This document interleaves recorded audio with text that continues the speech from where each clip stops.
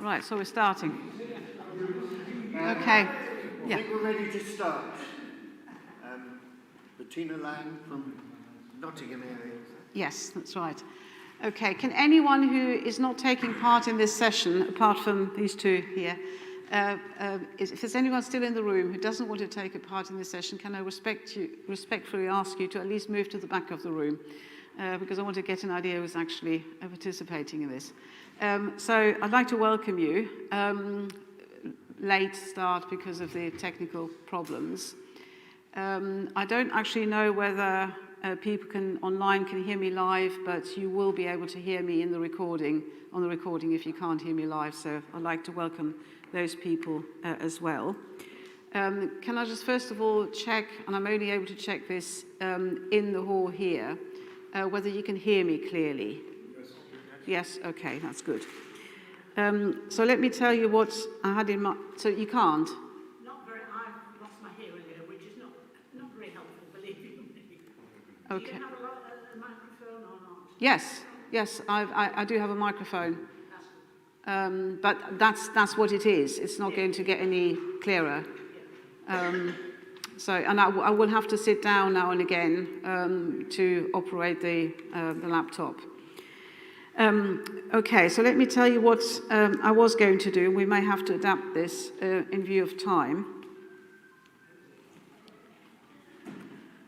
So what I was going to do is to tell you something about myself. I'm still going to do that. Then something about the brief for today's workshops. Then the next 3 points are about 3 different philosophical approaches to environmental issues, particularly to climate change. Then there will be a question and answer session. This is really to give you the opportunity to ask some questions which are about the philosophical approaches covered, because they're fairly complex ideas, some of which you may not have encountered before. So I think that's a sort of sensible phase to have. I was then going to set you a task to do in smaller groups. It will depend on how much time we have by that stage, whether we do it that way or whether I just take contributions from you as we are. The session is being recorded, so we will have a record. I will also then try and make some notes. If we do the small groups in the hall, then Fiona can collect your notes. They need to be neatly written, so she can read them, and she can then write them up and let me have them. For those online, I'm still not clear whether this is live. If it is a live feed, then you will be able to use the chat function, and there will be a facilitator called Chris Morgan to help you, so you can do a similar task. Okay, something about myself. This feels slightly self-indulgent to start with myself, but most of you haven't met me before, so I think it's probably appropriate. I'm a philosophy tutor with the WEA. I have been for many years now, for probably several decades by now. My academic background is in philosophy. I'm also a political philosopher in my own right. I apply philosophical ideas, particularly philosophical ideas about social justice, to what you might want to call real-world issues, especially transport. I've also, in another part of my life, also for many years, been trying to influence government policy at various levels, mostly regional and local, to influence government policy in the direction of greater environmental and also social sustainability. And I've been doing that partly as a volunteer, but also by working for 2 volunteer sector organizations, campaigning groups. One is the Campaign for Better Transport, which campaigns for more sustainable transport. I did that for about 8 years, still locally involved. Locally is Nottinghamshire, I should say. And the other organisation is the Campaign to Protect Rural England. I was their East Midlands regional officer for about 13 years, I think that was. And I still work for CPRE Nottinghamshire now.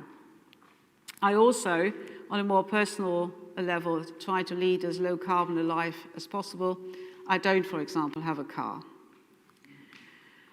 About the brief today, a bigger context is the UN COP26, which is happening very soon. Can I just have you shout out if you know what COP stands for? Say again? Conference of Parties. Conference of the Parties. And who are the parties? All the UN representatives. And how are the representatives determined? Who can go? Who can go? They're representatives of national governments or nation states. So that's how it's done. So COP26 is really at that level. It's an international conference. Can we use the word global? It is global, but it is international. There can be a difference between the two in that COP26, the parties who get together to hopefully agree meaningful action are representatives of nation states. There are other ways of doing global ways of addressing issues. This is still based on nations. Climate change, of course, is not confined to nations in any way. It's happening now, it's not in the future. It's accelerating, it's dangerous to humans and also to other species, and it's largely created by human activity. This is now really the considered scientific consensus. And anyone who tells you otherwise just hasn't read the books. However, changes in human activity now can at least reduce the risks, but change is urgently needed. This raises the question, who needs to change? Well, actors at various levels, governments and states, as in COP26, individuals and communities, but also education, and that includes the WEA. The second question which arises is how to change, how and what to change. Now, the answer to that question varies according to different philosophies, and that's what I'm coming to now. I put in speech marks those terms which are used in the academic literature but are not common parlance. Ecological modernization is the name given to an approach which leaves the current economic growth model intact, but seeks to achieve this growth in less resource-intensive and less biodiversity damaging ways. Examples would be reducing resources needed per unit of production or consumption. So, for example, using less plastic in packaging. Another example would be using electric cars rather than petrol or diesel ones, but retaining the focus on car-based transport. A third example is about biodiversity, because biodiversity is affected by climate change, but it's actually also an issue in its own right. Leaving biodiversity corridors in new housing developments, but carrying on with the current market-based approach to housing. This is in England. The situation in the other UK nations is slightly different. So the current market-based approach is actually extremely inefficient. It just leads to sprawl. The key motivation for this approach is what I would call human enlightened self-interest. So it's self-interest, it's in our interest to change. It's enlightened in that it doesn't focus on our immediate interest, but on our longer-term interest. The second approach is I would call green socialism. This provides an analysis of what is currently going on. The first one, ecological modernization, doesn't need an analysis because it just carries on with what we have. This one does need an analysis because it challenges what we currently have. So the green socialist analysis would say that capitalism creates exploitation of both humans and non-human nature, and it does so systemically, which means it's not coincidental or incidental to capitalism. Capitalism structurally causes that. And in this way, it erodes the basis of life, but also its own basis. So if human life and non-human life are no longer viable, or not as viable, capitalism isn't viable anymore either. The change advocated in green socialism is to replace the current economic growth model with one in which success is measured in different ways. So not in growth figures, not in GDP, but rather in terms of human well-being and conviviality on the one hand, and the thriving of other species and ecosystems on the other.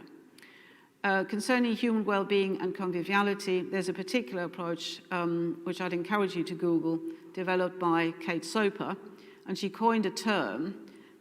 She called it alternative hedonism. So the idea is that you get your sense of well-being and your pleasures from something other than capitalist consumption. The motivation in this approach is, again, human enlightened self-interest, that's a component, but combined with a commitment to social justice and combined with a respect for the interests of other species.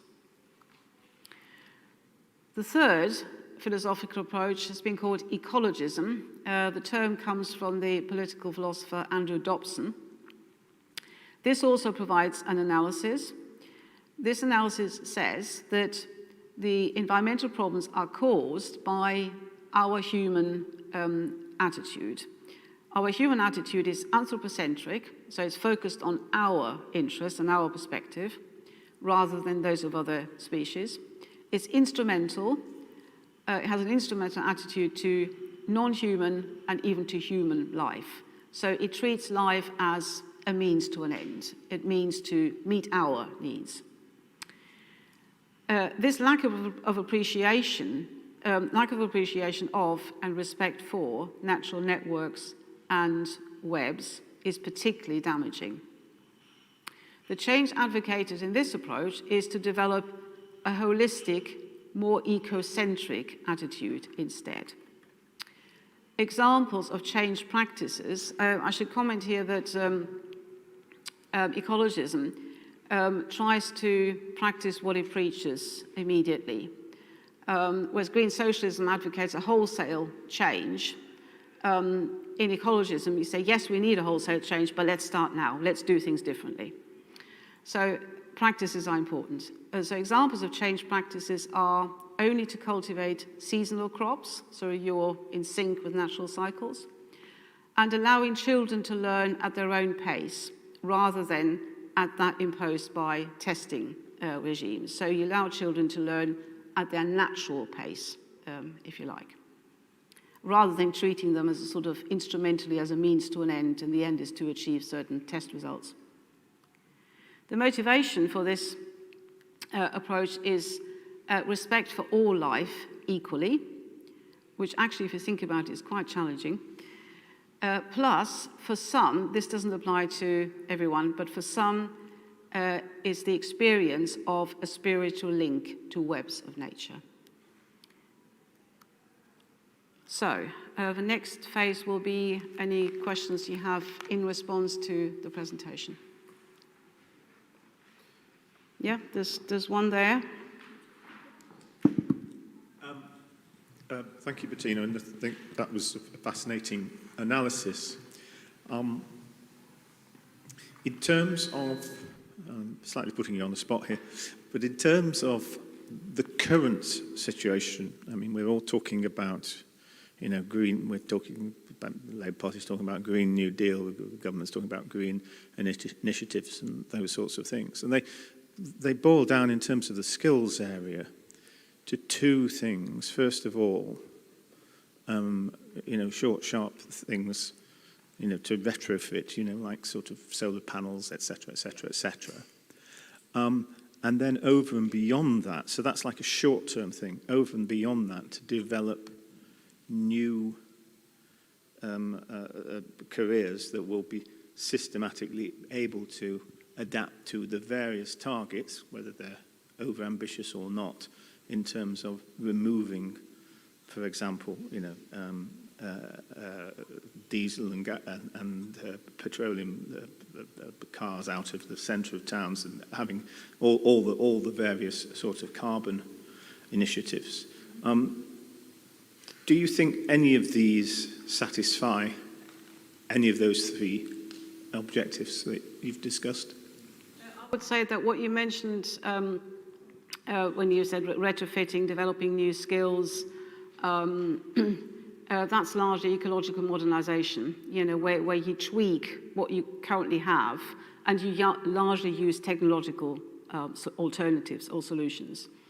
As far as the Green New Deal is concerned, it depends on which version of the Green New Deal. I have to confess, I'm not familiar with Labour's Green New Deal. I am familiar with a Green New Deal which was developed earlier by, among other actors in this, the Green Party. Now, their Green New Deal is moving away from ecological modernization. Now, they're not disagreeing that we need to tweak the technology, but they're actually calling for much more radical change. And in particular, they're calling for a combination of enhanced social justice for humans, but also respect for other species. And they are drawing on ecologism as well in advocating, values which are more centered on ecosystems and so on. So I think the outcome will be very much dependent on the devil in the detail.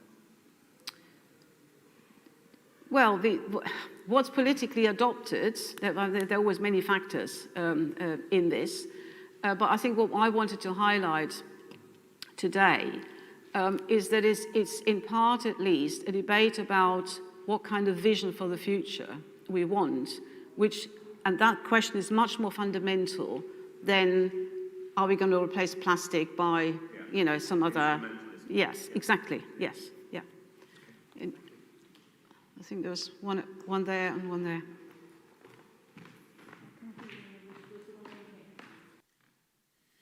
Hiya. Yeah, just speaking of socialism in this context, and I'm thinking immediately of transitional demands.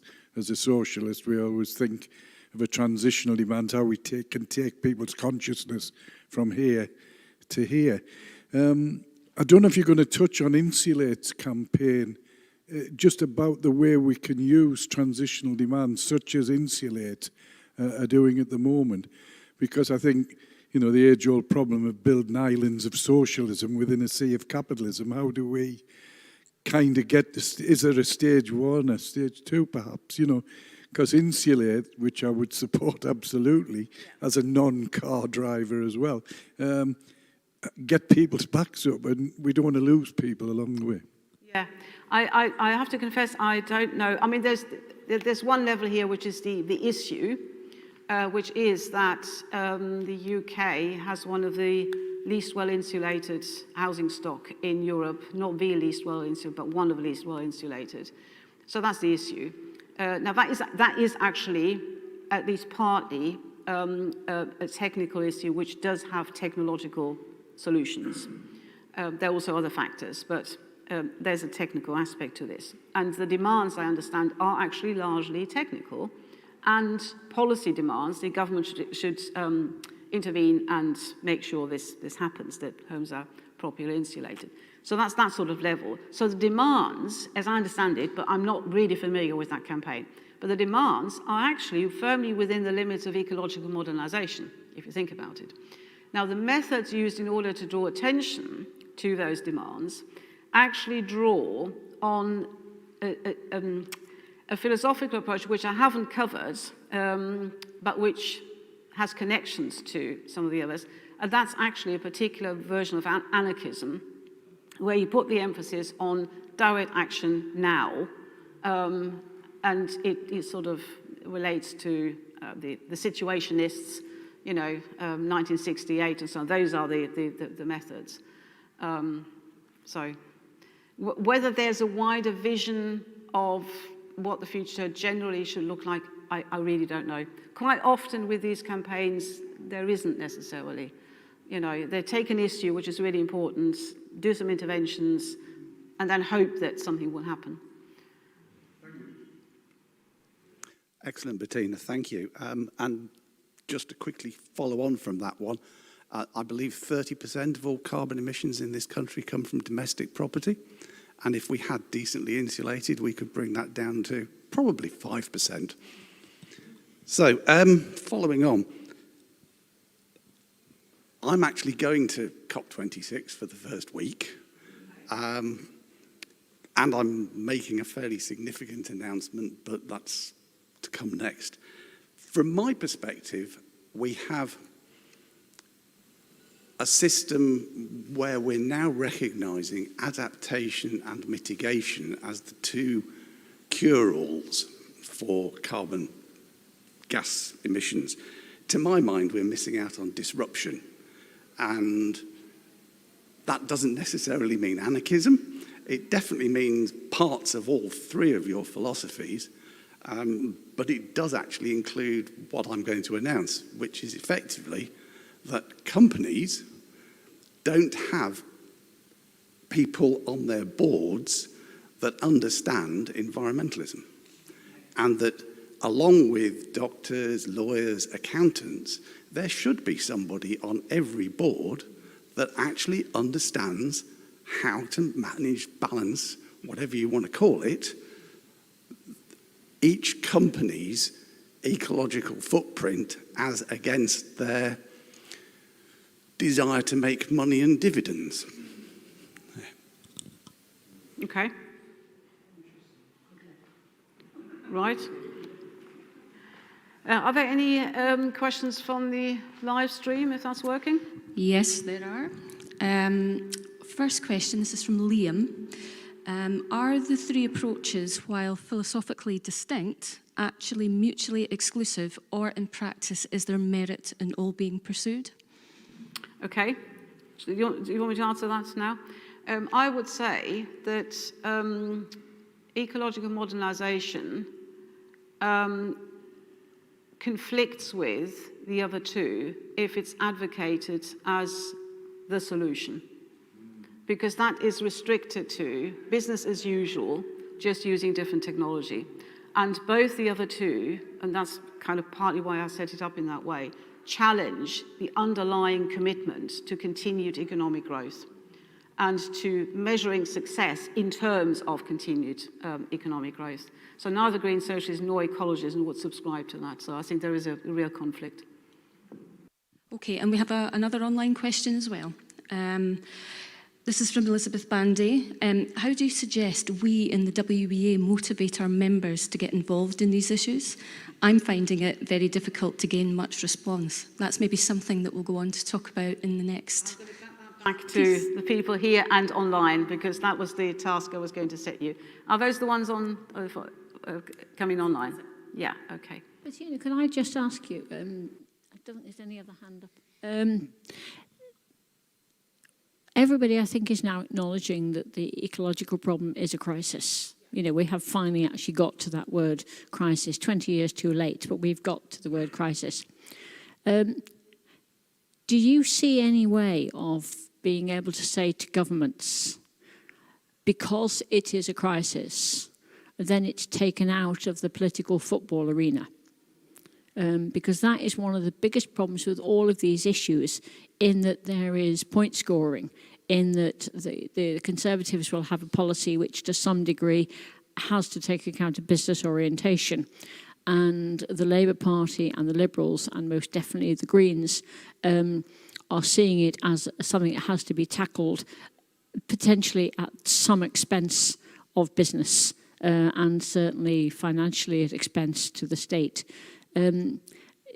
Do you realistically see a way that those two could come together to make it a non-parliamentary issue? It depends on where you start, really. I mean, this is obviously a really tricky issue. In any liberal democracy, because liberal democracies tend to have, they don't have to have, but they tend to have party systems. And party systems are modelled on the market, really. So you sell your wares, in this case your policies, which appeal to potential customers, in this case your voters. and they either buy or they don't buy. And of course, if you want to sell something, you're not going to say, well, actually, that product doesn't quite do what you want it to do, but you probably won't notice. So I'm just going to tell you what's good about it. So that's the issue we have. We also have another issue, which sounds really worrying, and in many ways it is, but I think there's an opportunity in it.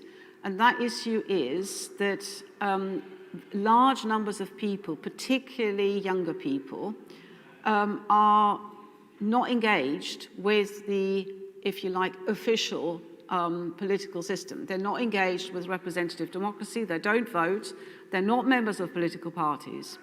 Now, that's worrying in some ways because they're not engaged, but that does not mean that they're not active. They are just active in different ways.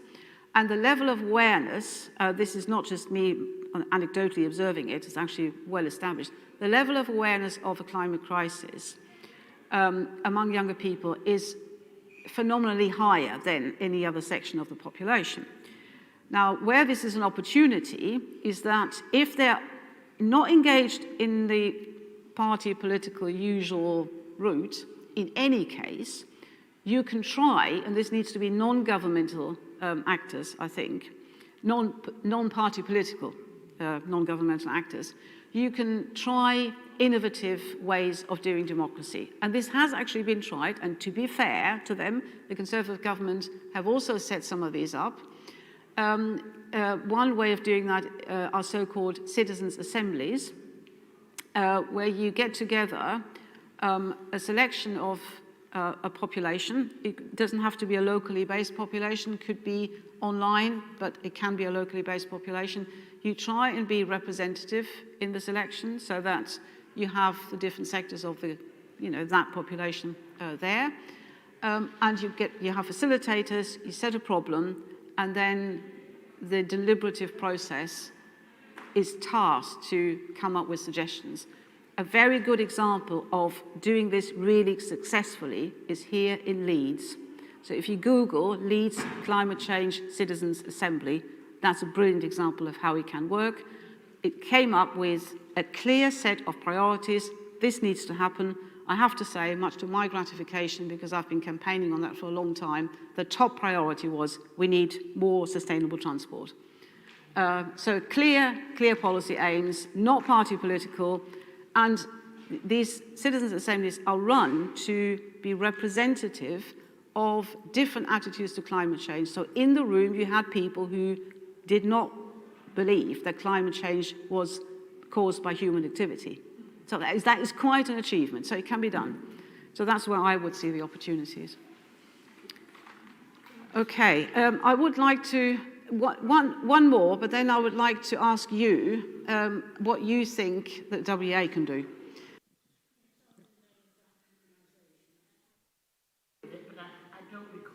It's not an organisation, it's a way of making decisions. Citizens' assemblies.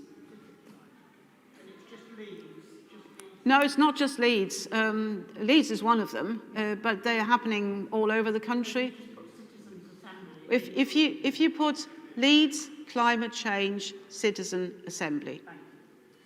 Bettina, very quickly, those methods that you're talking about, and I think are very interesting.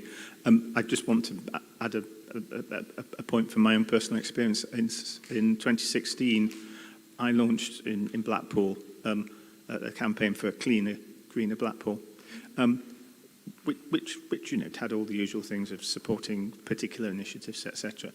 But some of the biggest cut through was actually got through going to schools and talking to young people, not at them, but saying, what do you think?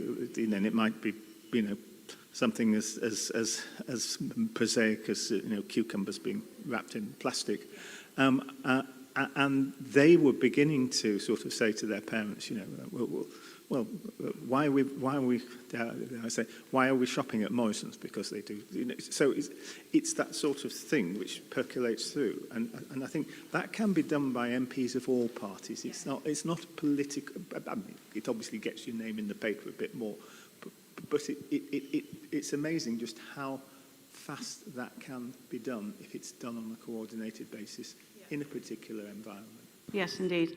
And humility doesn't go amiss in that context. I would be really interested to hear from you now. So this was going to be the small group task, but we have sort of 10 minutes, just over 10 minutes. So it's not worth going into groups.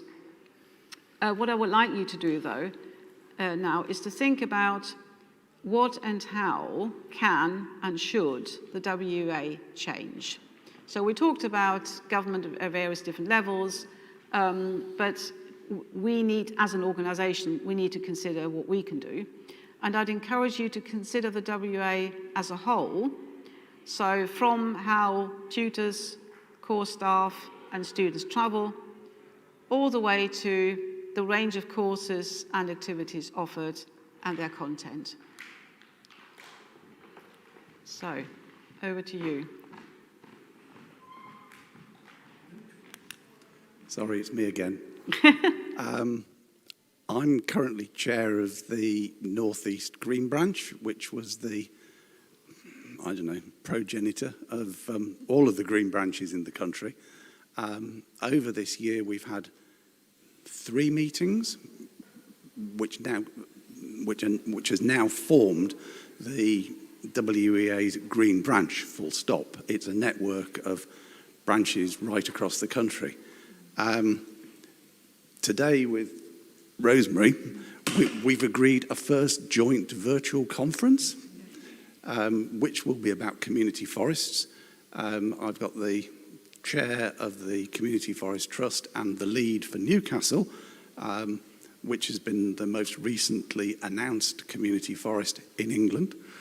And we're looking for a third speaker who will be on permaculture and native provenance. Native provenance being a particularly interesting topic because our native trees actually suited to climate change.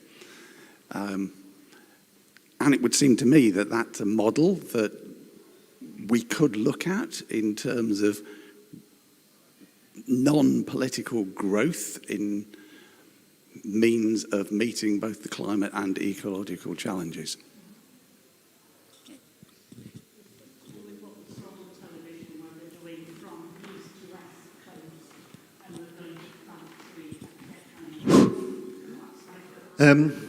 Just one simple point on the question there, how tutors, core staff and students travel.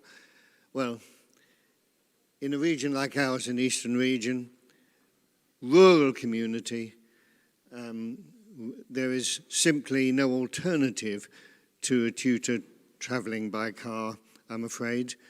There just isn't the public transport that's available, which will get you there in any reasonable time.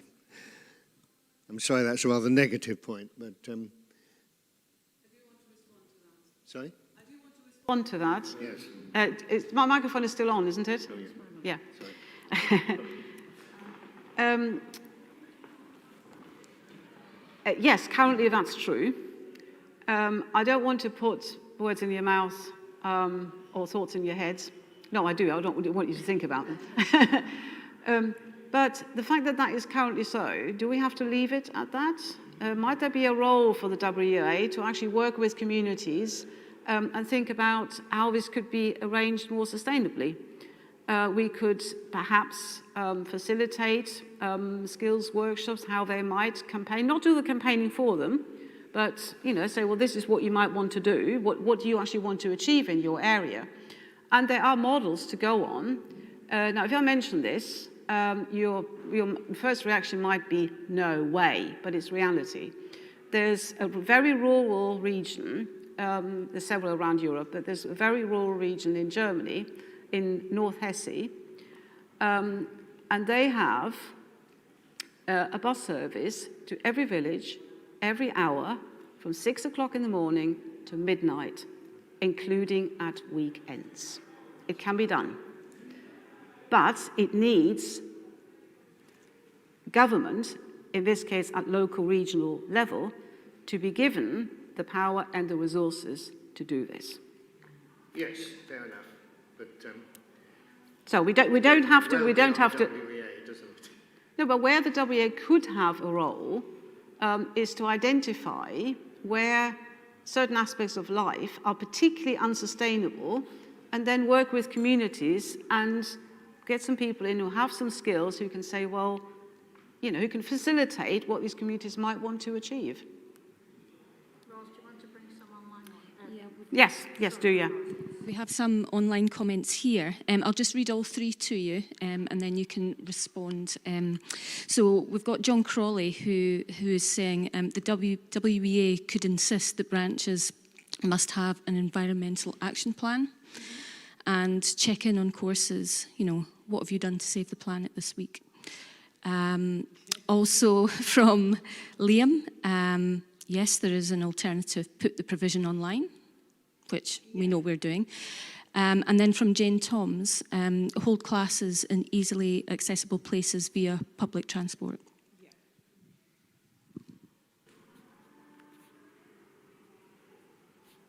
I don't think I need to particularly comment on those. I think they're good suggestions. Could I just come back in on the transport? Yeah. We also live at Sorry, I think the mic's not working. Yeah. That one's definitely working. Yeah. Yes, definitely working. We also live in a rural, my branches are in a rural community. We do have some transport, but it's fitting things around the time that courses will be run. But what we also have is a community transport system, which is run by volunteers. There's a very small office, so there is a small cost involved, but it is community transport. And it is, depending on the range that people are coming in on, it is well worth thinking, is there a community transport in your area? If there isn't, is it viable to set one up? Because ours also takes people for medical appointments and social appointments, so it has a social purpose as well. And you could, if you had 12, 14 people who lived within a 3, 4, 5 mile radius, you could look at a charge that you would go around and pick those people up at a designated time and return them at a designated time. It's not viable everywhere by any manner of means. I do accept that. But it is certainly a consideration, A, to get people easily to your branches so we continue WEA courses, and also to get people used to the idea that you can have that kind of community network that saves them getting their car out in the evening. Thank you very much. It's not good wringing our hands. There are good examples. Hang on, we need to do this in a structured way. Yeah, I think there are plenty of good examples around. I'm involved with the Moors bus in North Yorkshire. There's the Dales bus, I think, that you can access from Leeds. There is some transport around. We need to promote what's there and build on what exists, you know.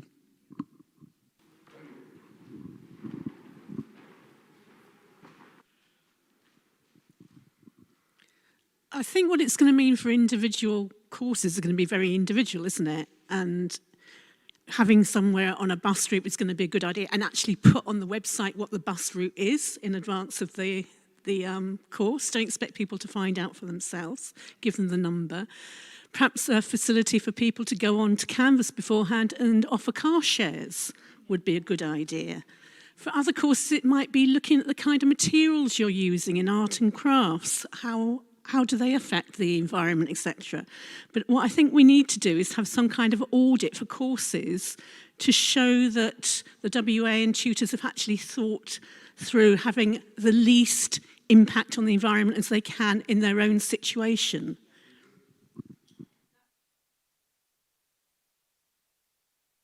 Earlier workshop as well, that was wider.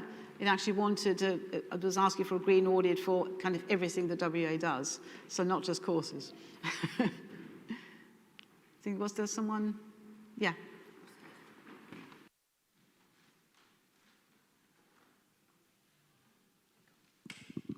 Absolutely, I agree with all of that, but I also think that there's a step before that about the WEA's attitude overall and how much profile all of this has got. Because, you know, as Ross has just said, we are trying very hard with the Green Network to carry forward ideas that we all join in, but I don't feel any real feeling nationally that the messages are coming over, and I think we need to start there, basically. That was also mentioned in the other workshop.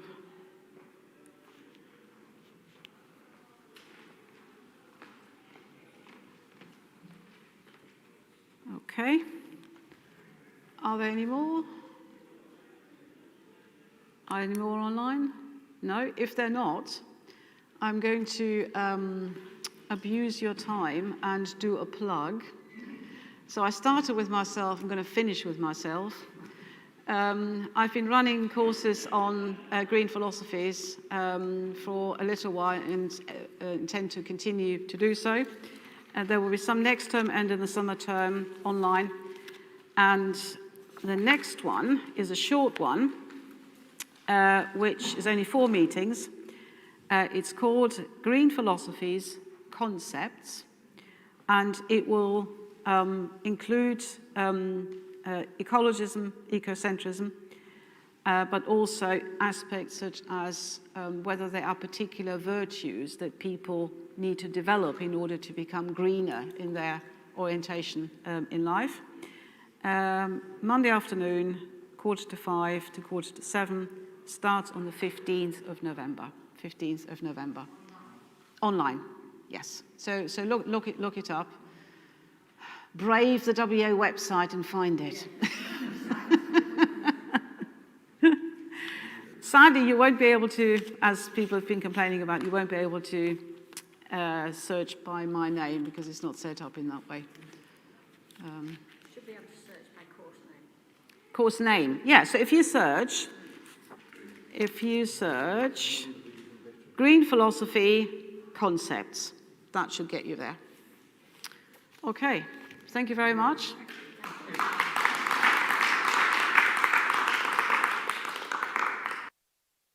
Someone needs to, do I just take the mic off or how does it work? Yeah.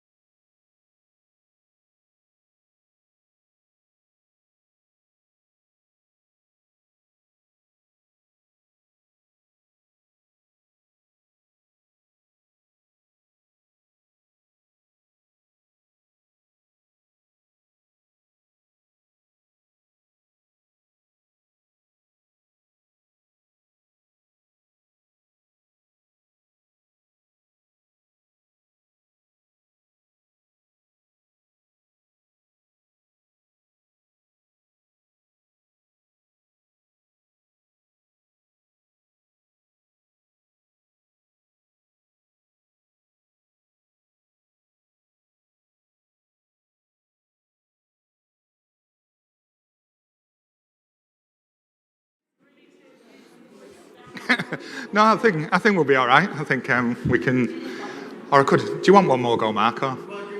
You'll get, thank you. No, good afternoon, everyone. Good afternoon, conference. We're nearly there. The final session. Thanks for sticking in with us. I want to try and talk for maybe 15 minutes, if that's okay, but then leave plenty of time for what used to be called questions and answers. Ms. Barr tells me now that the acronym is AMA, which is Ask Me Anything. So it's ask me anything. I'm not sure I'll be able to answer it, but feel free to ask anything. So I want to just take us through, in many ways, I think it wraps up some of the conversations we've been having today, and it I feel that quite confident that, some of what you've been talking about today, some of the reflections and observations we've heard from you, hopefully are mirrored in this short presentation. So I want to talk to you about where I think I see the future of the WEA over the next 5 years. And we'll start with that. We're going to do the next slide thing that has now become famous, haven't we, when we do that. But I think, as we all know, any discussion about the future of the WEA, and I'll take this on, needs to be anchored in our mission. We're not changing that. Our mission and our approach is there. It's consistent. Our mission is to bring adult education within reach of everyone that needs it. And that's the thing that anchors us. That's the thing that keeps us going. It's what we believe in. And we're here to fight inequality and social justice and provide social justice, and that hasn't changed. In fact, I think there is a great need now, as there has ever been in our history. And we'll talk about why I think it's as relevant now as it's ever been as we go through this. And you know what? I know, conference, we like to continuously improve. We like to debate together, how we do that. We're not bad at this, though, We're pretty good as an association, and we've been pretty good at it for 120 years. So actually, we know how to do this. Yes, we're right to hold each other to account and want to get better and better, and we will. But we're not a poor organisation. We are a good organisation, and people like and love being part of this organisation and value it dearly. So let's hold on to that as the starting point. We are starting from a strong base. So again, you'll see on the slides, people know our history. We've got a proud history and legacy. We've already had the Mansbridges referenced once already today. The group that you can see is from 1907 in Rochdale. It's not a coincidence that that was the birthplace of cooperation as well. These were communities of people, that really understood, the power of adult education. They wanted to come together. It was a beginning of a movement that's touched thousands of people's lives. And dare I say it in today's context, I think they knew that levelling up had adult education right at the centre of it, and I think they could teach the current lot a thing or two. So that's where we come from. We know that, we know the history, we know it was created to provide access to the liberal arts for people. But we've had to develop that, and we've been right to develop that curriculum over time. So we still deliver a rich, diverse, big cultural programme, and we will carry on doing that. It is still central to who we are, what we want to do. But also, if we are to really focus on inequality and social justice, we have to build our skills and employability offer as well. These two things aren't in conflict with each other. These two things are complementary. And I don't just mean that informal education and cultural programs may lead to accredited provision and may lead to employability. It does. It's an important and well-trodden pathway. But it works the other way as well. I attended an event virtually with NHS workers up in Scotland during COVID, frontline, burning out under absolute pressure. What was giving them the strength to go back into work every day? A creative writing class on a Wednesday evening with the WEA. You can't tell me that that's not economically viable. That is making a difference. It is a cultural programme that's making a real difference to people who are on the front line of delivering services at some of the hardest times that we've seen in this country. So we've got to keep making that argument. We've got to win that argument again, I'm afraid to say. And it has to start with us. We have to be together on this. If we pitch our cultural programme as somehow against our skills and employability program. If we do that to ourselves, then we're just losing our voice. You know, it just makes it harder to convince, you know, policymakers, funders that there's room for both. So that would be my first plea to conference and to everybody. Let's not kill ourselves from within. Let's see them as complementary offers and let's grow both. I'm greedy. I want to grow both because that's what we want, to reach as many students as we can and put that adult education of every type within their reach. But perhaps the biggest change, so we've talked about curriculum and how that's developed, but we've seen this, haven't we, over the last 18 months, that absolute jump that we've made through the pandemic, that absolute leap to online teaching, as well as, you know, in-person, venue-based teaching. And that wasn't by accident. That was through absolute hard graft and hard work. You know, I remember joining the organisation, I remember interviewing for the organisation and saying, I think really we need to do something about our online programme. It could probably be a bit stronger. I met David Sutton-Jones in my first couple of weeks. I said, David, if I really push this as the new chief exec, you know, what do you think we could do? He'd go, I think we could get a couple of 100 courses online easily. 6,000 online courses later, 3 new servers to hold all the information, and yes, all the problems with Canvas, and yes, the problems with website, and I'll come on to that. But this wasn't, you know, just by accident. This was a massive leap for us as an organisation. And as we know, it's here to stay. It is here to stay. It needs to be here to stay because as we come on to it, we're getting feedback from a range of people about how they want to engage with us. As well as the technology side, as well as using Zoom, as well as using Canvas, the only way we made this work was through our expert tutors and our colleagues that supported those tutors. You know, it's great that we could get the kit going, we can fix some of the systems problems, but without our tutors, we would have had nothing. And these are tutors that stepped up, stepped forward, including on Christmas Day. We did a provision, we did a program on Christmas Day for people that were isolated and lonely over Christmas. No other provider did that. That's what marks us out as different. That's why we're not just an independent training provider. We were there for people on Christmas Day, volunteer effort, to say, actually, we can't meet physically, so we're gonna put things on Zoom. And that's just what we've got in absolute bundles. We see that right across the country. We also have a style. I think Mark and I we're talking. I'm not even sure how to say the word pedagogy. But we have a teaching and learning style, and we capture that as saying this has got to be in the right size groups, online or in venues, and it is a guide by your side approach. It isn't the tutor at the front of the class just telling and lecturing. It's much more cooperative, if I may. It's much more collaborative to say, actually, there is expertise in the room here. How do we surface it? How do we work together? And it's not a coincidence that that style of teaching and learning then means that friendship groups are formed for life out of some of our classes. These turn from people that just came together because they had an interest in a certain subject or a certain tutor. They had a fondness. They become friends, and those friendships flourish and remain. And again, that's not an accident. That is because of the type of teaching and learning that we do. And it's massively important that we remember that. And as I said, both, you know, are here to stay. If we go right back to the mission, how do we reach as many adults that need education as possible? What we see, and I think we've flipped on, but what we see and what we're being told now, and it's a real challenge for us, and we surfaced some of it in the room today. We've literally got a 1/3, 1/3, 1/3 split as we've asked people. Third of people saying, you know what, this Zoom thing, I love it. It's great, it's flexible, I can do it, we can do it all over the country. I'm never going back to venue-based teaching and learning, I'm staying online. It suits me, I've got caring responsibilities, you know, the more that we can get out there at different times of the day and the evening, love it. Not for me, don't need to go back to venue-based. About a third of the people saying that.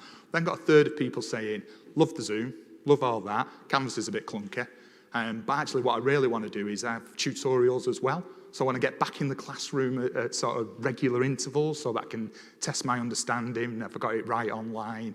You know, I want to, you know, that sort of common sort of connection with people again. And then we've roughly got a third of people going, digital doesn't work for me, either because of digital exclusion, digital poverty, poor connection, just don't like it, don't feel it's the same. And somehow we, and it is all of us as an organisation, have got to find a way of accommodating that and finding the right balance in that going forward, because it's here to stay. We would be foolish to, I think as people were saying, we would be foolish to rule any of that out at this point, because that's how we maximise our reach. That's how we get to the most, you know, adult learners possible. So that's a real big challenge for us going forward. Ros has left that up there. This is our numbers, and it's worth reflecting on it, and I'm going to look down because I want to get the numbers right. 2019-20, even in the onset of COVID, 40,000 students across England and Scotland. That's a phenomenal amount of people. We still work with over 1,500 community partners. And actually, we know that our model of delivery, the way we trickle funding down to those community partners is really, really important. It marks us out as unique. And we know that many of these community partners are struggling post-COVID or have disappeared. Small, local, volunteer-led organisations who have had no funding, no support.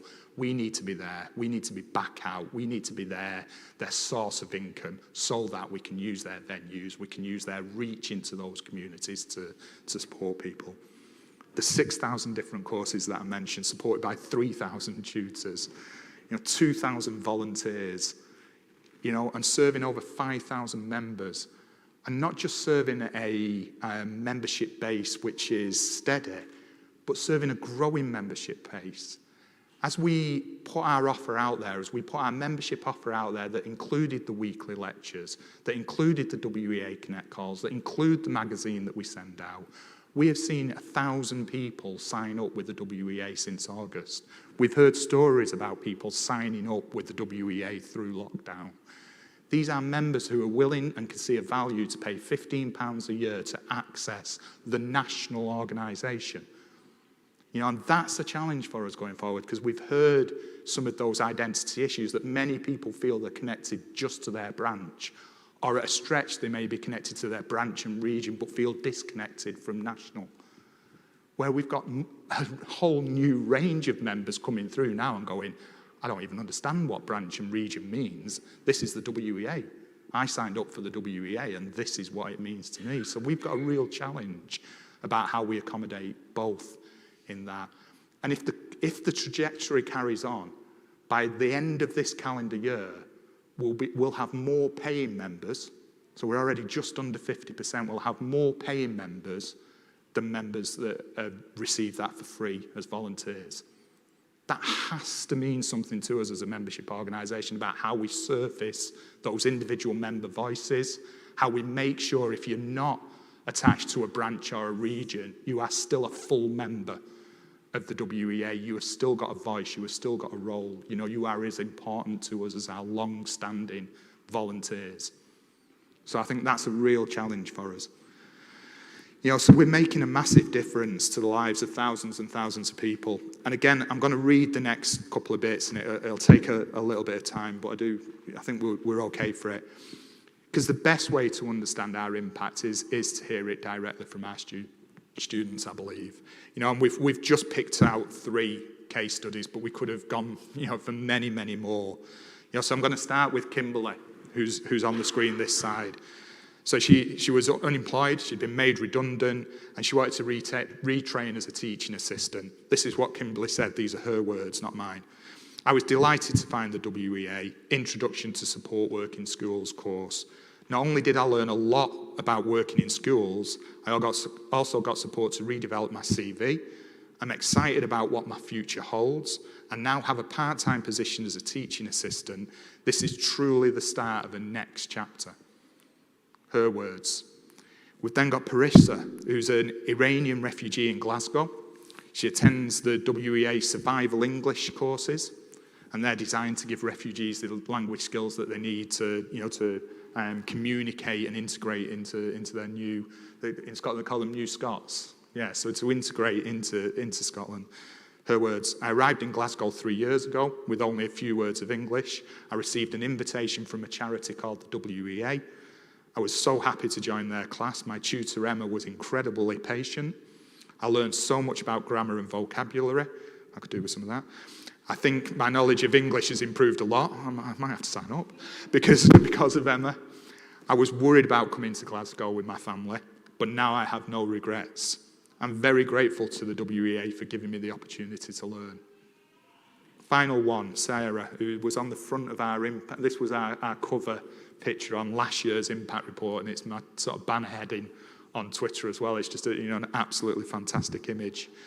So Sarah had, I just read it. You don't need it. So 2 years ago, I moved back up to Halifax from Brighton, and the move really rocked my mental health. I needed something to focus on, to be positive about the future. I had heard good things about the WEA creative courses at Artworks, a local art college, and decided to give the course on art for health and well-being a go. The WEA tutors were so welcoming, and I started to find my confidence again. They really got me as a person. The change since getting involved with the WEA has been extraordinary. At the start, I couldn't go to the classes alone. Now I'm doing some part-time work and thinking about volunteering too. Now you can't tell me, and nobody can tell me, and I would challenge anybody from the current government, anybody, somebody, to tell me that that's not valuable. There is not a level 3 qualification in sight there, but the impact that that's had on those individuals, those families, those communities, to sit there and try and tell me that they're not going to fund anything under level 3 because it's irrelevant and doesn't give a return, absolutely not having it. And that's our challenge. That's the fight we've got to win, and we need to win it really, really quickly. And we know it makes a difference. We can see the challenges. You can see this. We'll put it again in our impact report. I won't go through all the numbers, but you can just see it. 80% of learners have gone into employment. 94% of learners say their course kept their mind active. 70% said that the course helped them make new friends. This is the evidence. We've got to, whether we like it or not, we've got to mirror the language, and we've got to talk about impact, and we've got to talk about the benefit that our classes and our approach to adult learning has. Because, we're going to have to really, really take this argument to funders and policymakers. Because of those changes, we're reaching fewer and fewer students. 40,000 is great, but it should be 80,000. How do we really win this argument now and really make sure that we fight for those individuals that need us the most? So when I arrived at the WEA just in January 2019, I did that thing that you're supposed to do as a new chief exec. You're supposed to spend your first 100 days going round and listening to people, which I am incredibly privileged to do. And then you're supposed to reflect. So I remember going to my first sort of full board meeting on the 17th of March. And saying to the board, that's my first 100 days, this is what I've learned, this is what I think we need to do, we should concentrate on this, we should do a bit of that. And then we sent everybody home on the 23rd of March. And that plan sort of disappeared. That was like, oh, okay, maybe a bit of a rethink's in order. And so what we did was we spent the time, rather than just, at the same time as reacting to the pandemic, we thought, right, how do we just sharpen our focus?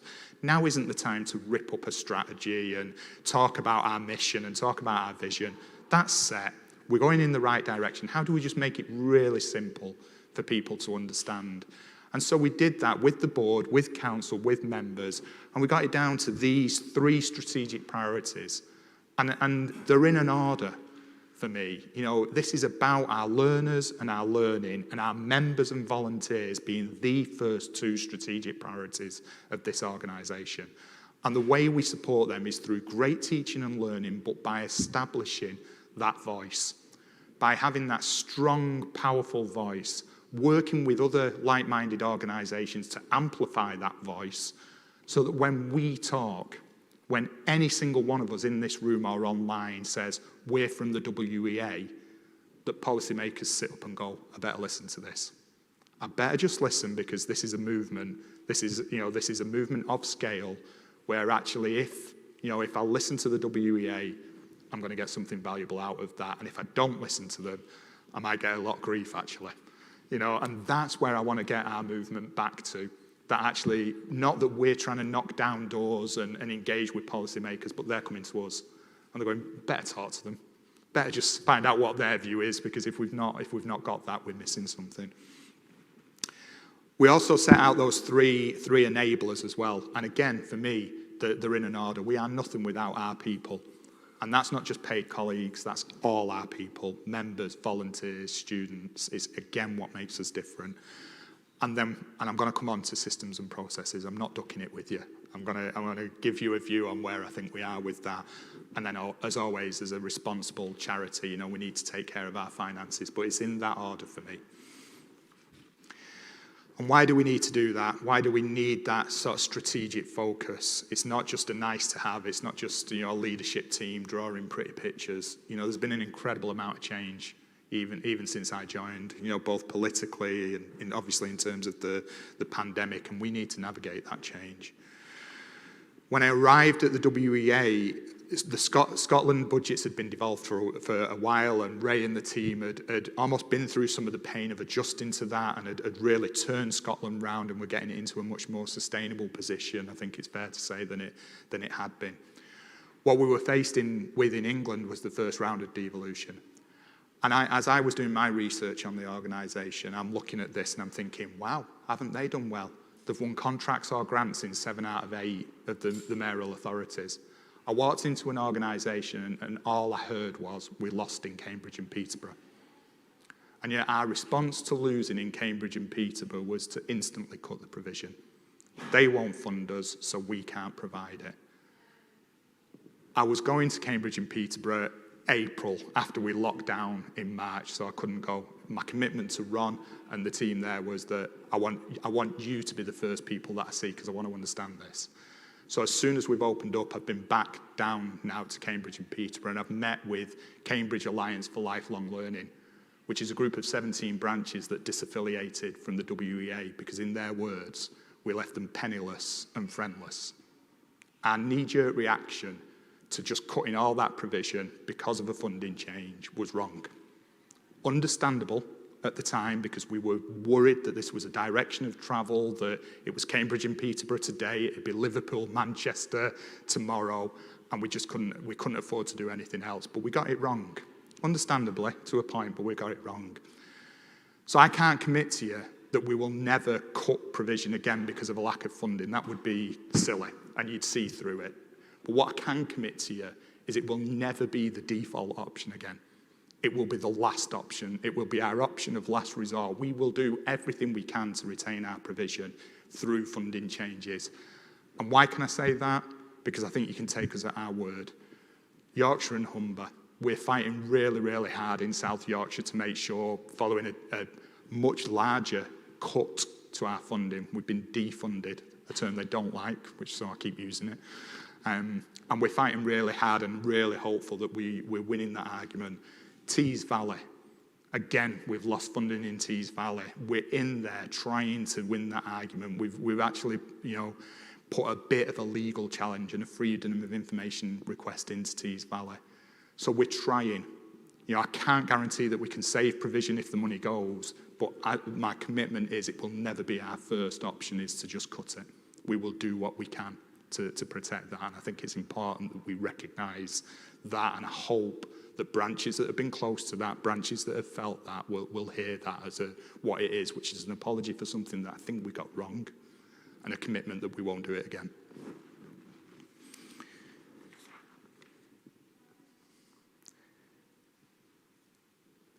And what we know, and we can see, is it's a real double-edged sword for us, because the fact that all of the talk, all of the political narrative is about adult skills is good.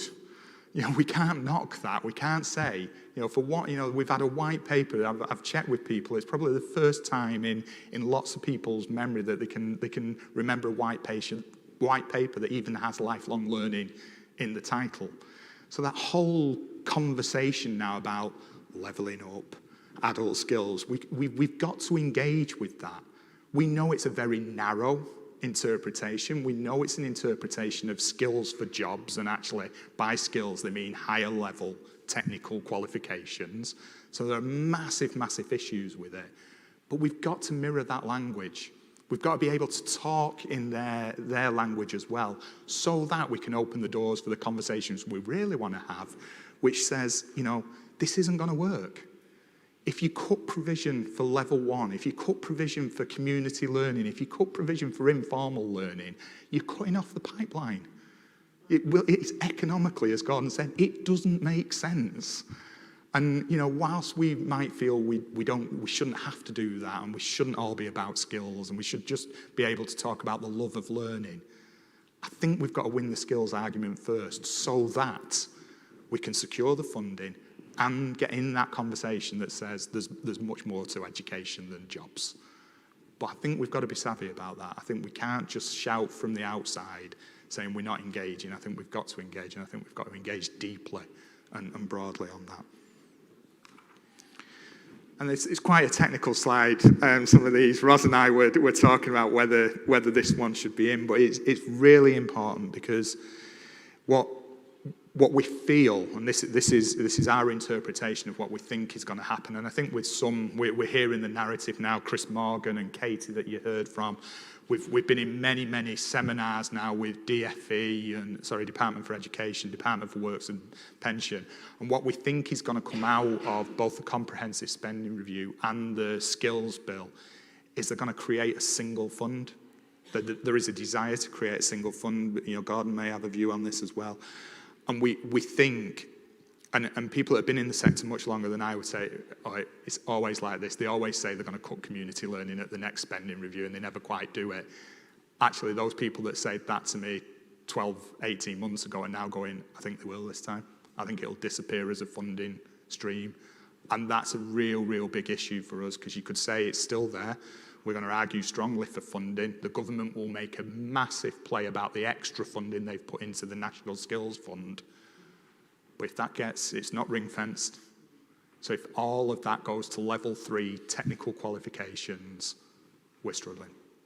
You know, we can deliver some, and we should deliver some, but actually we've got to win this argument about this pipeline and about the role of informal learning and essential skills rather than just higher skills. And that's what we're going to try and do. We're going to champion our student voices, because we know it's much more than that. We know it creates societies. We know it has positive impacts on people's mental health and well-being, physical health and well-being. It's the key to reconnecting some of our communities post-Brexit. We know all of this, but actually unless we win that argument and unless we can engage in that conversation, we're not going to have the funding to do it. So we've got 3 manifesto. We've called it manifesto, again, trying to use that language. And as you read through them, and those in the audience that are much more used to our cultural provision will see skills, and start to go, oh, okay, a minute, I'm not sure how comfortable I am with this, but bear with me. So we are trying really hard to push this narrative of introducing a discrete and distinct fund for essential skills. Not high level, level 3, A level, but essential skills. There are a range of essential skills, from critical thinking to empathy to teamwork. You know, they used to be called soft skills. Absolutely are not soft skills. These are the hard skills, and particularly as we go down a route of AI and automation, actually the thing that's going to make a difference are people's interpersonal skills, because the robots are going to do the technical stuff. But actually, how do we recognize these as really hard skills? You know, and the skills that can make a difference to organizations and enterprise and business. You know, we've got to talk that language and promote that. We're going to insist, and we won't be doing this on our own. These are pledges that people like the Association of Colleges, HOLEX, who are the umbrella body of local authority adult providers. We're going to be fighting really hard to at least maintain. We know it's going to be a tight CSR. You know, we're going to try and maintain. We believe that we probably need £1 billion a year across the sector to really get it up there. But even if we can hold steady at this point, that would be something. And then again, we're going to try and talk their language, try and talk Treasury's language, say, actually, you've just got a really fundamental issue here in that your current system doesn't work. So for anybody that is over 24, that's on a full-time minimum wage job, and that's regardless if they've got the time to study, because they might have caring responsibilities, they may have family commitments. But if you're over 24 and earning national minimum wage full-time, you're not eligible for funding for a level 2 qualification. You're just out, because you're just above the cap. So this isn't national living wage, this is national minimum wage, and we're saying that is just, you're talking about levelling up, you're talking about progression, you're talking about wanting to get people to level 3 qualifications. You've got millions of people here that you won't fund at level 2. So how's that going to work? So we're going to push that quite hard. And then there's this notion of firstness as well. That actually, if you left school 20 years ago, 30 years ago, with a A-level, maybe in history, maybe in art, maybe in that's it. You have a level 3 qualification, so you are not entitled to funding through the National Skills Fund, as it exists at the moment, to be fully funded to do a level 3 qualification that you may need to do to get into the jobs that the government want you to get into. So again, it's absolutely broken as a way of funding this, and we are gonna. It's quite a technical. I know that's quite a technical piece, and probably not used to the WEA having these technical and economic arguments with them. But we're going to have to, and we're going to drive it home really hard. Say it just doesn't make sense, guys. Just wake up. It's just not right, and we've got some of the answers. But more importantly, we want to do that with people. We want to work with MCAs. We want to work with government. We're going to have to work across government. This is not Department of Education issue anymore. This is it's business and innovation. It's health, if we think about social prescribing. It's communities. So we're going to have to work cross-governmental. We know devolution is here to stay. In fact, it's going to get more and more complicated. There's talk about county deals in England. You heard that in the panel session. So that's going to add another layer of complexity.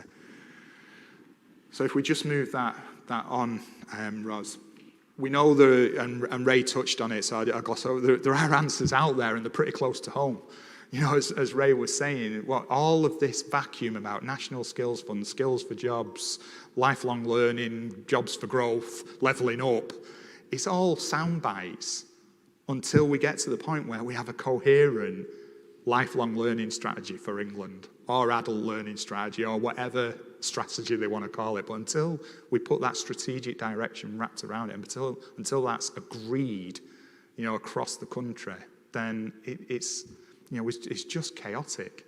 It's just going to really, really be difficult to see how we can make it work.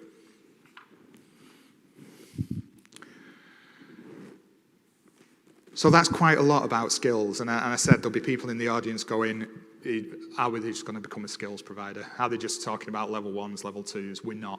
We're really not. And I bring you back to what I said right at the beginning. I strongly want both, and I believe both are complementary, and that we need both, and that the adults that we work with and support need both. So we are good at this, and we've been good at this for a long time, so we're going to retain that. We want to build it. We want to encourage investment. We want to really think about how we use our money, our charitable money, in different ways. Because Cliff talked about it this morning, our unrestricted income is going down, but our restricted income is going up. So we are not penniless. We've come through COVID okay. I'm not saying we're going to the races anytime soon with it, but we're not penniless, and we have got some money to invest, and we'll come on to one of the investment decisions that we've made. So yes, our visible focus through the autumn up to the comprehensive spending review, you will hear, hopefully, if we can get the coverage, me talking a lot about skills, and trying to widen the conversation about that. Please, let's stay together. Please know that behind the scenes, that doesn't mean we're walking away from our cultural programme, that they are complementary. But we win the argument for skills, that secures the funding, then we can move on and go, wow, right, how can we grow our cultural programme as well?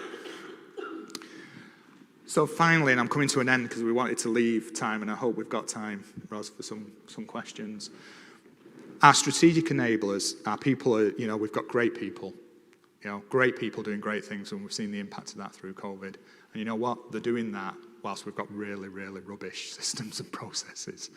So we've supported 40,000 people, through COVID with great people and really, really poor systems and processes. Imagine what we could do if we had good systems, good processes, a website where, I'm saying, most students will start by trying to book a course on the website.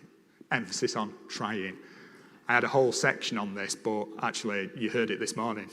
Can't filter by favourite tutor, can't filter by favourite subject. What I've got to persevere to give you my money. There's somebody that's paying. I've really got to be determined to find what I want so that I can pay you for a great experience. That can't be right. And it certainly can't be right for those students that actually can access it for free as well. We've got to make this super easy for people. And so there's a front-end website, but there's a whole host of back-end office procedures and systems that we've got to change as well. And because we've come through COVID in a reasonably healthy state, and we heard the debate again this morning about this costs money, it does. It costs about £1 million. And that's the investment that the board have signed off on to really get us into the place where we have got a fully functional, easy-to-use website that actually looks and feels like something that you can engage with, where if you click on one course, it says you might also like this one, that one, and this one. We want to make it super easy. We want to make that journey, that experience great for people. And we can do that. That's the big change process for us this year. We're not messing about, too much with the vision, strategy. We've refreshed it. We're now going to do this change program that actually gets us into a position where we can then go again. So I want to finish with this. I like this picture. There was a different picture that Ros and I preferred the different picture, but we were overruled, weren't we, Ros? So I like it for a number of reasons, and I'm in danger of sounding like a politician. I'll let you guess which one. But this to us represents it's like that cold and frosty morning, and actually that's how the funding environment feels for us at the moment. It's not great.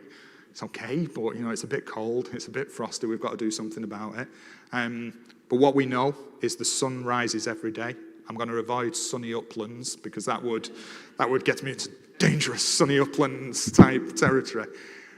But we know the learners are there. We know they do get up every day wanting to engage with us, wanting that learning experience, wanting to work with us. And we also know, and they tell us how much they enjoy that, how much warmth they get from that, how it changes their lives. To be involved with the WEA and our learning. So that's why I'm going to do, the team and everybody, I'm asking everybody to do all we can to make the learner experience better within the WEA, but then to champion the needs of the many.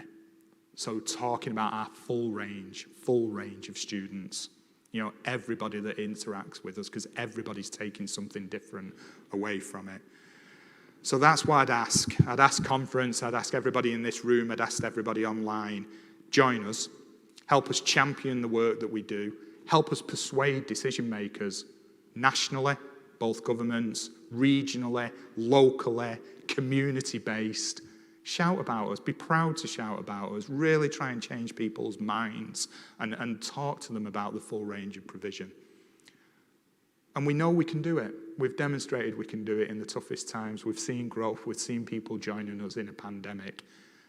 We're here. We're here to stay, and we're here to make the biggest difference that we can. So thank you.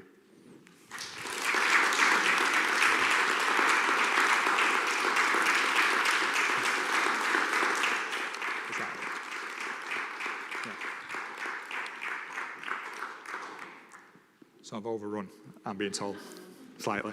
But we have got 5 minutes. Okay, 5 minutes, sorry then. So that's my poor timekeeping. But happy to take any questions here from the live audience, and then happy to take any comments online. Yeah. The WA should be congratulated on being probably quicker than the DFE or lots of schools in actually getting classes on Zoom right near the start of the pandemic, because my daughter had just finished school in the March and then carried on with lessons during the following term. But I do know a lot of schools did struggle, and you were ahead of the game, and I think you should be congratulated on that. Thank you. It means a lot, and it means a lot to the team. Thank you. We know it's not, we're absolutely learning on the job. Is Canvas right yet? No. But do we need to get a virtual learning environment, which is the jargon that works? We can. So it will get better and better, but thank you for that acknowledgement, because it has. It's been a lot of hard work from many, many people, and we will make it better. And that's what the investment's about. Gordon, and then lady there. I'm leaving my welcome. Simon, that was great, and you know, you've outlined the strategy, and it's a strategy which we at Right to Learn are also pursuing. I just wanted to make a couple of observations. You heard me mention the unions earlier on. Yep. I think, and this is for post the budget and post, etc. When you're going to try and, you know, again, build your capacity, whatever that capacity may be. And particularly, I think, you know, negotiating the not difficulties, but sometimes the challenges and the tensions between a central organisation and branches. And as a former chair of the Fabian Society, yes. I'm very well aware of those tensions. But as Tracy Brabin said in our event last week, you know, I can't wait for a Labour government. We have to start doing things on the ground. Yeah. And I think that the way in which you engage your branches in that and say, you know, talking about the horizontal type things that we're talking about today, and the way the nature of work is going to change over the next 2 to 3 years, cooperatives, small businesses, self-employed, many of whom feel quite bitter about the way in which the government has sidelined them in terms of furloughs and that. These are your natural, well, joiners, but also allies. Yeah. The only other thing I would say, and it's just a very practical thing about, you know, when you're talking about websites and the £1 million and all the rest of it, I don't know whether you've, we can talk offline about this, but I don't know whether you have thought about taking this to JISC and seeing if there is, if they can at least give you some advice. And who knows that you might not get, I mean, you have your relationships with Lloyds, who knows that you might not get out of, after all, tech companies are not exactly flavour of the month at the moment, are they? But you might get a bit of pro bono support, or at least maybe get in the local level, take 4 or 5 sorts of, get people to go behind that. And that, I think, would possibly, you know, strengthen your, well, not strengthen, but share the job of actually having to all sit in the room yourself and say, how are we going to do this? Exactly. And those are just my thoughts. Thank you. No, thank you, Gordon. There's a lady at the back there, Vicky. This is totally practical. It's everything you've talked about, working towards employment, things like that. I'm sure everything you said, Gordon, was very encouraging. I didn't hear a word. You had your face away from me. I can't hear properly. I need to see your face. So if you're running courses on Zoom, in a class on Zoom, you can put the closed captions. We now have subtitles. 40% of people over 50 years have hearing loss.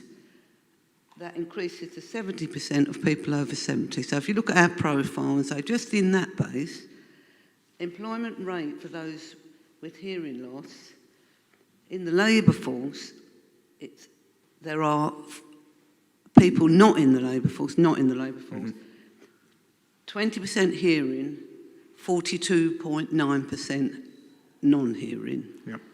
And there's an article here, deaf and unemployed, 1,000 job applications, but still no full-time work. This is a young woman who's got a master's degree.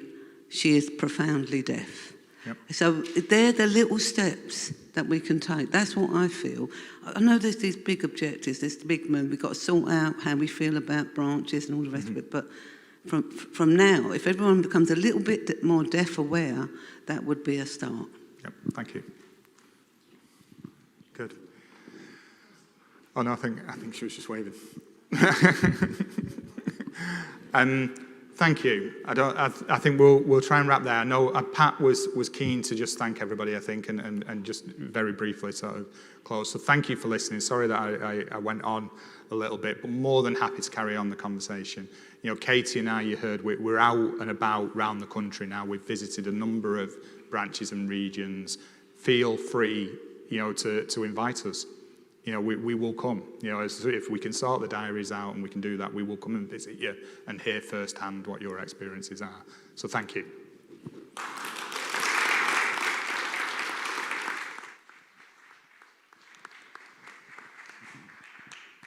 Well, I think you'll all agree that that's an absolutely inspirational way to end a conference. It's setting out very clearly, don't expect roses, plant them, wait for them to grow. You're going to get thorns on the way, but we've got somebody at the head who is going to be very good at making sure that they become roses in the end. Very metaphorical, but you know what I mean. But what I'm really standing up to do is to say thank you to the people who have been in the background and a little bit more in the foreground during the day. You know, we have had a group working with the staff to produce conference, but without the staff that have turned that into practical, it would not have happened. And I can't name everybody, and I'm not going to because I shall miss somebody out, and I don't want to do that. But what I do want to do is name one person, and that, never mind looking at me like that. Ros has been the person that all the way through has sat in on our meetings, heard our sometimes differing ideas about how we would like conference to be, has pointed out with very great delicacy the difficulties of doing some of the things that we would like to have done. And she said, you know, I haven't got the million that's been allocated for the technology and you can't have it. So within what we have, this is what we can achieve. And I think you will all agree that we have achieved, through their support and help and hard work, something that has worked exceedingly well for us. We've had some good debates. We've had some friendly arguments. We're going to go away with some new ideas. And I think that makes a conference what it is, a success. Thank you, Ros. Thank you, everybody else involved.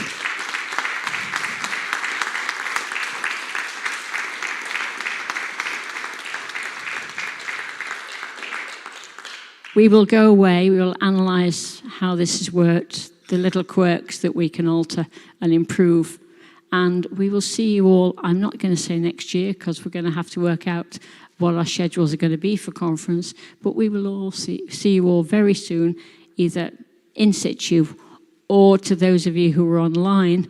We hope you've enjoyed it and that you come back and join us on another occasion. Safe journey home.